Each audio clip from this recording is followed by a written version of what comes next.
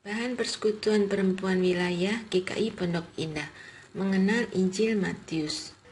Pekerja Kristus. Setelah Yesus pergi dari situ, ia melihat seorang yang bernama Matius duduk di rumah cukai. Lalu ia berkata kepadanya, "Ikutlah aku." Maka berdirilah Matius lalu mengikut dia. Kemudian ketika Yesus makan di rumah Matius, datanglah banyak pemungut cukai dan orang berdosa dan makan bersama-sama dengan dia dan murid-muridnya. Pada waktu orang Farisi melihat hal itu, berkatalah mereka kepada murid-murid Yesus, "Mengapa gurumu makan bersama-sama dengan pemungut cukai dan orang berdosa?" Yesus mendengarnya dan berkata, "Bukan orang sehat yang memerlukan tabib, tetapi orang sakit. Jadi pergilah dan pelajarilah arti firman ini. Yang ku kehendaki ialah belas kasihan dan bukan persembahan, karena aku datang bukan untuk memanggil orang benar, melainkan orang berdosa." Sementara Yesus berbicara demikian kepada mereka, datanglah seorang kepala rumah ibadat lalu menyembah dia dan berkata, "Anakku perempuan baru saja meninggal, tetapi datanglah dan letakkanlah tanganmu atasnya, maka ia akan hidup." Lalu Yesus pun bangunlah dan mengikuti orang itu bersama-sama dengan murid-muridnya. Pada waktu itu, seorang perempuan yang sudah 12 tahun lamanya menderita pendarahan, maju mendekati Yesus dari belakang dan menjamah jumbai jubahnya. Karena katanya dalam hatinya, "Asal kujamah saja jubahnya, aku akan sembuh." Tetapi Yesus berpaling dan memandang dia serta berkata, "Teguhkanlah hatimu, hai anakku, imanmu telah menyelamatkan engkau." Maka sejak saat itu sembuhlah perempuan itu. Ketika Yesus tiba di rumah kepala rumah ibadat itu dan melihat peniup-peniup seruling dan orang banyak ribut, berkatalah ia, "Pergilah, karena anak ini tidak mati, tetapi tidur." Tetapi mereka menertawakan dia. Setelah orang banyak itu diusir, Yesus masuk dan memegang tangan anak itu.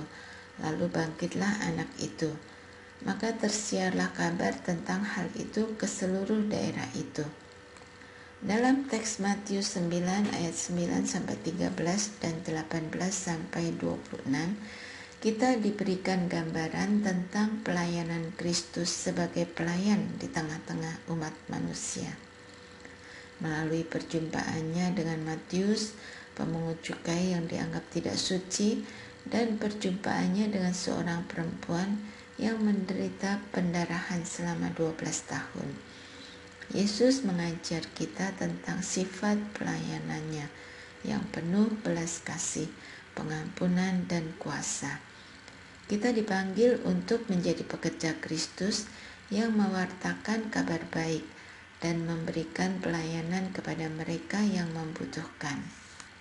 Pertama-tama, kita belajar dari Matius, seorang pemungut cukai yang dianggap tercela oleh masyarakat pada masanya. Meskipun demikian, Yesus melihat potensi dalam diri Matius dan memanggilnya untuk menjadi muridnya. Pekerja Kristus bukan hanya melayani orang-orang saleh atau yang dianggap berharga dalam pandangan manusia, tetapi juga siap melayani dan menyelamatkan siapapun yang terbuka untuk menerimanya. Melalui contoh ini, kita diajak untuk melihat setiap orang dengan mata kasih Kristus, melampaui prasangka dan batasan manusia.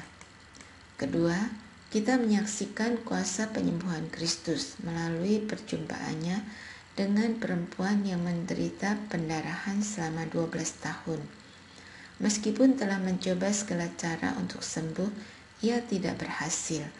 Namun, keyakinan dan kepercayaan perempuan itu membuatnya mengulurkan tangan kepada Yesus, dan dengan sentuhannya yang penuh kuasa, perempuan itu disembuhkan.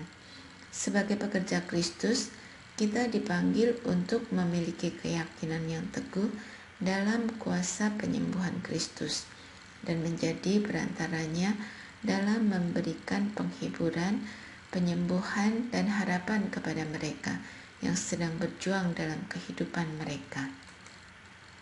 Ketiga, Yesus mengajar kita tentang pentingnya belas kasih dalam pelayanannya. Ketika para ahli Taurat dan murid-murid Yohanes bertanya-tanya, mengapa Yesus makan bersama pemungut cukai dan orang-orang berdosa? Yesus menjawab bahwa ia datang bukan untuk memanggil orang benar, tetapi orang berdosa. Pekerja Kristus tidak berhenti pada pelayanan kepada orang-orang yang sudah beriman, tetapi aktif mencari dan mengasihi mereka yang membutuhkan pertolongan dan penyelamatan. Kasih Kristus adalah dasar bagi kita untuk melibatkan diri dalam pelayanan sosial, mengasihi dan mendekati mereka yang dianggap terpinggirkan dan membutuhkan belas kasih kita. Diskusikan. 1. Bagaimana kita dapat melampaui prasangka dan batasan manusia dalam melayani orang lain seperti yang dilakukan oleh Yesus kepada Matius? 2. Apakah keyakinan kita dalam kuasa penyembuhan Kristus kuat?